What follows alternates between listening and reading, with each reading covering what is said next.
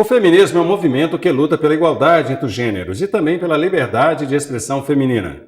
A Revolução Francesa em 1789 e a liberdade dos anos 60 foram marcantes para essa luta. Há séculos, as mulheres lutam por independência e, apesar dos avanços, ainda são vítimas de preconceitos e violência, principalmente em casa e também no trabalho. Em março de 2015, foi sancionada a Lei 13.104, conhecida como a Lei do Feminicídio, quando o crime for praticado contra a mulher por razões da condição de sexo feminino. Mais uma conquista para o movimento, porém, ainda há muito para ser debatido e conquistado. Hoje no Culto Circuito eu converso com as ativistas feministas, a advogada Lia Manso e a professora de Serviço Social da UFJF, Isabela Costa. Lia, Isabela, sejam muito bem-vindas ao programa Culto Circuito. Vamos para a gente começar o nosso bate-bola muito rapidamente aqui. Isabela, feminismo e machismo, socialmente, há muita diferença? Muita gente acha, né, que feminismo é o contrário de machismo, né? Eu queria dizer que não é. O machismo, ele é o que está, né, culturalmente instituído, né? E o machismo, ele é uma expressão de violência e de opressão, principalmente voltado contra as mulheres. Já o feminismo, ele é um movimento social, né, que vem se constituindo historicamente e que luta pela emancipação das mulheres, mas não só das mulheres, né? O feminismo, ele tem muito sempre teve esse empenho em transformar a realidade tanto das mulheres quanto das outras pessoas em geral. Porque a gente vê que o machismo, ele não é só maléfico, né? Ele afeta, claro, diretamente, mais fortemente as mulheres, mas ele também, permeia todas as nossas relações sociais, então ele acaba sendo... Na verdade, está tudo envolvido, né? Envolvido. Dentro das questões de gênero, principalmente, claro. Sim, está tudo envolvido. Então, a gente romper com o machismo, romper com essa sociedade machista, eu acho que traz benefícios, vamos dizer assim, não só para as mulheres, mas para os seres humanos em geral, para a gente ter relações mais igualitárias e mais que a gente nós possamos ser mais felizes mesmo, né? A sociedade, para uma sociedade melhor, né? Isso, exatamente. Lia, conta pra gente, ela falou da diferença, feminismo e machismo na questão social. E juridicamente, há muita diferença? Olha, primeiro a gente tem que fazer a análise social, que a Isabela já começou a fazer, que é justamente isso, né? A gente tem que quebrar com o estigma de que o feminismo é a oposição do machismo. Não é um movimento de oposição ou apenas outro lado da moeda. Pelo contrário, é um movimento de busca de equidade. Então, eu acho que isso que juridicamente a gente precisa trabalhar. A gente tem a Constituição de 88, né, que estabelece a equidade de gênero, a igualdade entre homens e mulheres, e também a igualdade racial, a igualdade entre homens e mulheres, a igualdade de gênero mesmo. Só que a gente não tem essa efetividade dentro do ambiente social.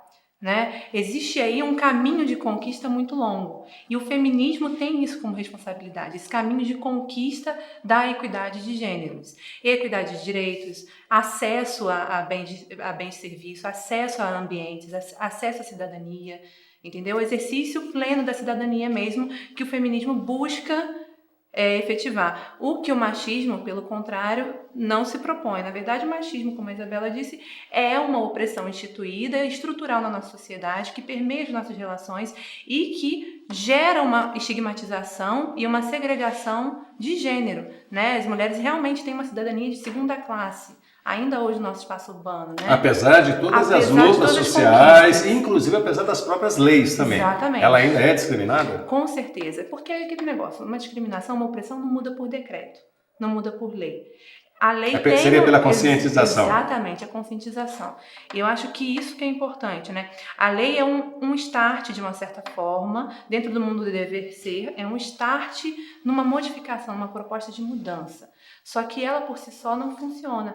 Daí a ideia da militância, daí a ideia, você ser uma advogada militante, você ser uma ativista militante, é necessário em razão disso, de que as coisas não vão se modificar só porque está posto ali na lei. Não, ela precisa ser vivida, precisa ser sentida, precisa ser batalhada. Nesse sentido de batalha que o feminismo vem se propor a atuar, né, diferentemente do machismo. A Lia comentou com a gente, né, Isabela, com a questão da conscientização. Tá, não adianta, do meu ponto de vista, né, que haja essa luta intensa se não houver essa condição de consciência social, tanto do homem também quanto da mulher. De fato, existe essa consciência social? Então, né, a gente vê, como a Lia falou, que o machismo ele está instituído na sociedade. Então, realmente, a questão da conscientização é muito importante.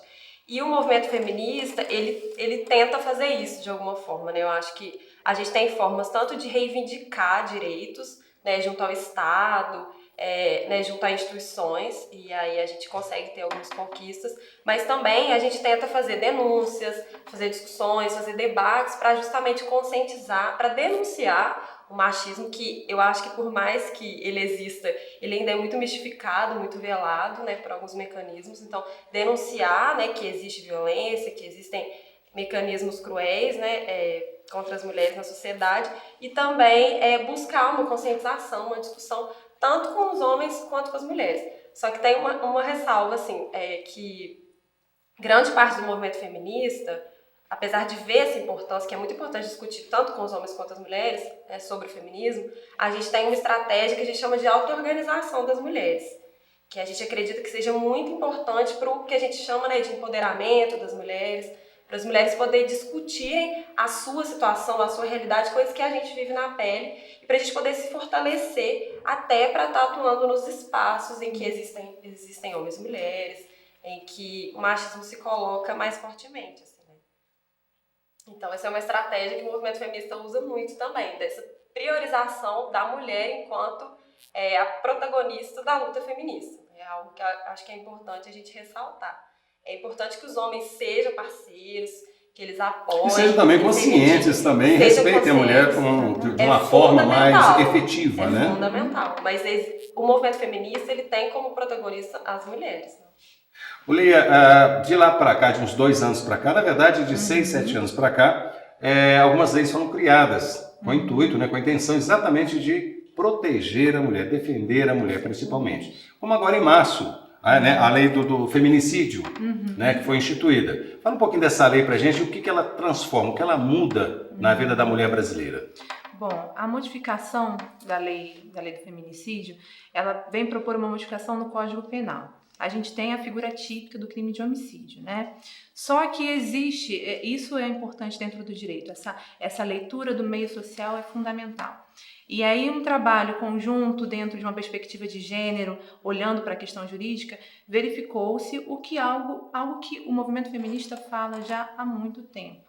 Existe uma diferença muito forte entre as relações entre homens e mulheres e as relações entre homens e homens. De forma que essas relações que conjugam homens e mulheres, elas por vezes são relações que têm por base a violência. Infelizmente, às vezes não a violência física, mas a violência psicológica, moral, sexual, entendeu? Existe todo esse arcabouço que a gente precisa trabalhar e que o direito precisa estar atento. A Lei Maria da Penha já veio atenta para essas questões. O feminicídio é uma proposta de olhar para a questão de gênero para além só do ambiente doméstico e familiar. Também olhar e perceber que, na verdade, a mulher sofre violência, está mais sujeita à violência no meio social, não só no ambiente familiar. Então, por vezes, uma relação, uma figura típica de homicídio, não vai bastar você olhar para aquela questão, para o caso concreto, apenas com a figura típica tradicional do artigo 121. Precisa-se olhar a questão de gênero, que muitas vezes é o que motiva a violência ou facilita a violência dentro daquela relação. Então, essa que é a proposta do feminicídio, da figura do feminicídio. Tratar a relação de gênero como algo relevante para a ocorrência do delito. O que difere muito da Maria da Penha, né, que é uma lei de 2006. Exatamente. Né, de agosto de 2006. A Lei Maria da Penha, ela vem no sentido mais educativo, de expor o que é violência doméstica familiar. Né? E foi uma conquista importante. Ela não institui uma figura criminosa, né? Não tem um crime da Lei Maria da Penha. É uma lei para a leitura de outras figuras típicas criminosas. Seria para uma interpretação? Uma interpretação, exatamente. Você vai olhar qual é a estrutura familiar, qual é a estrutura doméstica e de relações afetivas que a mulher sujeita à violência vai estar inserida. Essa que é a proposta da Lei Maria da Penha. Mas eu acho importante a gente também destacar que essas modificações legais são importantes, Mas elas não ocorrem sozinhas, elas não ocorrem do dia para a noite, obviamente, mas elas vêm num sentido de mudança da sociedade. É muito interessante a gente ver essa conversa entre o mundo do ser, né, dos movimentos sociais e do dever ser, que é a efetivação legal. Então, o feminicídio, a Maria da Penha, são conquistas sociais, acima de tudo. Né? Não são benefícios ou benevolência das instituições, não, é conquista social do movimento feminista. E também eu acho que é uma discussão importante a gente vai ter dentro do movimento feminista, como a Isabela disse, o protagonismo da mulher. Então essa conquista da mulher quanto a essas duas figuras de lei não podem ser diminuídas. E uma outra coisa muito importante nesse protagonismo é que existe também uma ideia de que, não, a lei basta, não vamos prolongar a discussão. Não, a lei é só o start para a discussão, é só o início da discussão da questão de gênero. Né? Que precisa ser levada para os meios institucionais, mas também a gente precisa aprimorá-la, porque não é só pela punição. A gente fala dentro do direito, uma questão de sedução punitiva, né? Infelizmente, a gente tem uma cultura no Brasil de, não, se a gente tem um problema social, vamos instituir uma lei que vai punir mais severamente. Mas efetivamente isso não acontece, né? Não acontece. A lei é promulgada, mas não é aplicada, né? Exatamente. E aí que tá. A gente precisa ver que a relação afetiva é algo muito complexo. E o Estado tem até um certo ponto a ingerência sobre essa relação. Não é interessante que o Estado tenha uma ingerência plena nas relações afetivas e íntimas das pessoas. Então, ele vai poder atingir até um certo ponto. Outros aspectos mais íntimos têm que ser trabalhados de uma maneira muito mais cuidadosa. Não só pela punição, mas também pela educação e pela conscientização. Isso que é importante. O protagonismo da mulher, ela vai se empoderar enquanto mulher nas suas relações afetivas, mas também essa cultura de educação e de modificação a partir de uma perspectiva feminista da cabeça masculina também é muito importante. Eu acho que isso é um desafio para o direito. Tentar instituir para o direito e para os homens também, exatamente. Né? Tentar instituir novas formas de interpretação e novas formas de recorrer a essas relações afetivas que são vulneráveis, também olhando para a questão do agressor. Né? Como isso pode ser trabalhado? Como essa situação de violência, de vulnerabilidade pode ser interrompida? Isso é muito importante. Isabela, vamos falar a partir dessas leis e todas elas, então, mas existe paralelamente os movimentos feministas, né, o qual vocês duas participam, não é isso? Me fala um pouquinho desse movimento aqui em Juiz de Fora. Esse movimento, de fato, ele tem tido e obtido retorno, obtido sucesso, ou seja, de fato, a mulher tem sido mais respeitada? Bom, quando a gente fala assim, movimento feminista, acho que é importante ressaltar que é um movimento muito heterogêneo, né, muito diverso. Assim, acho que falar de feminismo é até difícil, a gente pode falar de feminismos, né? E aqui em Juiz de Fora o quadro é um pouco esse também. Né, a gente tem vários coletivos, vários movimentos, várias mulheres, né, que se empenham aí na luta feminista na cidade. Eu, particularmente, participo de um coletivo, que chama Coletivo Terra Roxa, que participa da Marcha Mundial das Mulheres. A Marcha Mundial das Mulheres é um movimento internacional, auto-organizado de mulheres, ou seja, composto por mulheres, e que tem crescido bastante no Brasil nos últimos anos. Ele surgiu em 2000, justamente com o intuito de trazer de volta o caráter da luta feminista como uma luta mobilizatória, como uma luta da rua mesmo. Porque a gente viu um processo nos anos 80 e 90, principalmente, de grande institucionalização do feminismo, de inserção das mulheres feministas nas ONGs, e a gente sabe que essa militância onguista, né, vamos dizer assim, ela tem seus limites. Então a gente precisa justamente estar organizado, nós precisamos estar organizados, estarmos nas ruas para poder conquistar, né, mais direitos, conquistar a nossa emancipação. Então é a partir disso que a Marcha Mundial das Mulheres aparece. E aqui em Juiz de Fora... me dá um cenário do movimento em Juiz de Fora. Qual a avaliação que você faz? Eu acho que a gente precisa mais, eu acho que existe muita gente interessada no feminismo e organizada dentro da universidade, fora da universidade, nos sindicatos, nas periferias. Só que eu acho que ainda falta um pouco pra a gente conseguir, eu acho, unificar mais. Não é cada movimento perder a sua identidade, sua particularidade. Mas eu acho que pra gente ter conquistas aqui na cidade, a gente precisa, eu acho que é um desafio, a gente ter essa articulação maior aqui entre os movimentos para poder obter mais conquistas. Assim. Eu vejo que essa fragmentação ainda é um percalço para a gente Avaliação de A gente avança. então, com deficiência. A avaliação que você faz que ainda há deficiência no movimento feminista aqui em Juiz de Fora. Eu acho que a gente tem um pouco essa dificuldade. Porque eu acho que pra gente ter conquistas, a gente precisa ter força social, a gente precisa estar organizado. Não adianta cada uma individualmente, sabe, tá isolado, né? A gente realmente tem que se unificar mais. Eu tô militando aqui no movimento feminista há alguns anos na cidade, não sou daqui, mas é um pouco isso que eu vejo. A gente consegue, em alguns momentos, unificar, e é quando eu acho que a gente consegue trazer a discussão feminista para a cidade, consegue fazer audiência pública na Câmara, igual teve uma há um tempo atrás, sobre a questão das creches, que é algo muito caro para nós, né? A luta pelas creches públicas, por exemplo. Então, assim, essa unificação é muito importante para a gente ter conquistas concretas mesmo na cidade. Lia, me conta uma coisa. Tem um movimento feminista. Como as leis e como o sistema jurídico nacional pode contribuir para esses movimentos?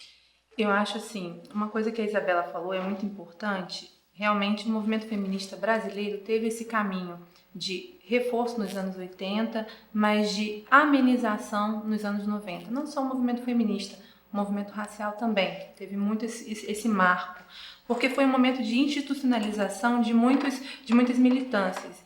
Então, de certa forma, algumas militâncias foram cooptadas por motivos não tão justos e não tão legítimos que a militância em si. Então, eu acho que a gente tem que ter muito cuidado. Tem que existir uma independência entre instituição e movimentos, né? Para que o discurso não seja, de certa forma, constrangido. Constrangido de que forma? Ah, não, o militante ele é ligado diretamente à instituição. Isso pode gerar constrangimentos que não vão ser enriquecedores para a causa. Então, existe uma possibilidade de independência e ela deve ser reforçada. Eu acho que o direito tem que estar atento dentro desses espaços dialógicos e auto-organizados, de luta feminista. O direito tem que estar atento como isso ocorre, né? E chamar para a conversa para compreender como esses movimentos se organizam. Eu acho que a gente tem o direito, as instituições têm muito mais a aprender com esse movimento auto-organizado, com base de solidariedade, de sororidade de mulheres, do que simplesmente cooptá-los para sua gestão interna. Então, a leitura que a gente tem que fazer mesmo, instituição, movimentos sociais, é essa, de respeitar o movimento social enquanto auto-organizado, enquanto independente da instituição, mas um movimento que se encontra com o ambiente institucional para poder conversar. E, óbvio, é uma conversa que muitas vezes demanda conflito. Eu acho que a militância demanda isso. Por isso que a necessidade de não existir o constrangimento. A militância tem que ser independente para poder reivindicar, né, no meio institucional, tanto juridicamente quanto administrativamente. A questão das audiências públicas são ambientes muito importantes, né, porque assim, a organização feminista, a organização dos movimentos de luta negra ocorre um ano inteiro, né, em espaços autogeridos, em espaços de solidariedade. E essa questão que a Isabela falou é extremamente importante, solidariedade entre as diversas militâncias. Deve acontecer, deve ser rica, mas em alguns momentos, em alguns marcos, deve existir esse diálogo institucional. As audiências públicas são muito importantes. Eu acho que isso falta em Juiz de Fora. Uma cultura de audiências públicas para comunicar como a militância está ocorrendo e quais são as nossas causas. A gente falar pela gente mesma. Efetivamente, né? De uma forma bastante efetiva, exatamente até para se tornar público. Exatamente. E ter esse diálogo chega à instituição de maneira eficiente. Então, é muito importante esses espaços auto-organizados se expressarem também institucionalmente pelas audiências públicas. Com certeza. Isabela, eu tenho uma curiosidade. A gente fala muito de movimento feminista no mundo ocidental. Eu gostaria, vamos tentar trabalhar, não sei se vocês têm assim, esse grande conhecimento desses movimentos feministas no Oriente. Vamos colocar nos países muçulmanos, por exemplo. As mulheres lá não têm o direito sequer de mostrar o rosto. Que no nosso mundo aqui é uma questão torna-se um absurdo. Né? Esses movimentos lá existem de fato? Existem. A Marcha Mundial das Mulheres, que é um movimento que eu participo, como eu falei, ele é internacional. E aí nós temos mulheres que participam do movimento que são de países do Oriente Médio, por exemplo. Então, assim, quando a gente faz os nossos encontros, né, internacionais, a gente vê, claro, que cada país tem as suas particularidades. Mas a gente vê que o capitalismo, que o patriarcado, eles são globalizados. Então, assim, ele adquire formas diferentes, igual você falou, né? Tem questões que pra gente são inconcebíveis, né? Mas que as mulheres têm a sua liberdade muito mais cerceada. Mas elas também se organizam, elas também criam processos de resistência a isso, da forma, né, assim, com as suas particularidades. Mas tem conseguido algum avanço, por exemplo, no Oriente Médio, né, essa questão das mulheres? Sim. Tem tido avanços lá? Olha, junto ao Estado, assim, políticas, esse tipo de coisa, eu não tenho conhecimento, mas eu acho que só das mulheres estarem organizadas e estarem fazendo processos de resistência, eu acho que já é algo muito grande. Nesse contexto que elas já é um vivem, princípio, né? Já é um princípio. Porque a gente vê que o que é muito forte nesses países, né, é ruim de ficar generalizando, mas essa questão das mulheres não poderem participar do espaço público, né? Delas serem estupradas, serem violentadas, quando elas participam de uma manifestação pública. Quando elas saem às praças, às ruas, elas não têm o direito de se manifestar. Então, assim, é uma longa luta pela frente, mas elas estão mobilizadas, elas estão se organizando. E tem muita feminista nesses países também. Tomara que consiga. Gente, nosso tempo está acabando, mas vou fazer agora um bate-bola rapidamente aqui. Lia, fala pra gente, em termos de lei, o que falta para a mulher ser mais feliz? Olha, em termos de lei, falta coragem legislativa, falta coragem administrativa e falta coragem do judiciário.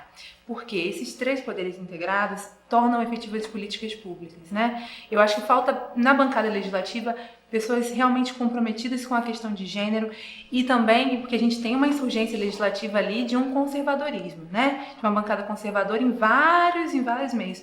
E na questão de gênero também se levanta.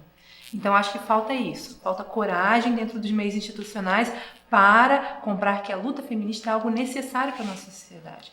É uma efetivação da equidade que a gente já tem há muitos anos discutindo, já vem há muitos anos discutindo e que hoje é uma premência que tem que ser o ponto inicial de qualquer convívio cidadão, entendeu? Não existe como a gente falar de participação cidadã sem equidade entre gêneros. Então, é fundamental.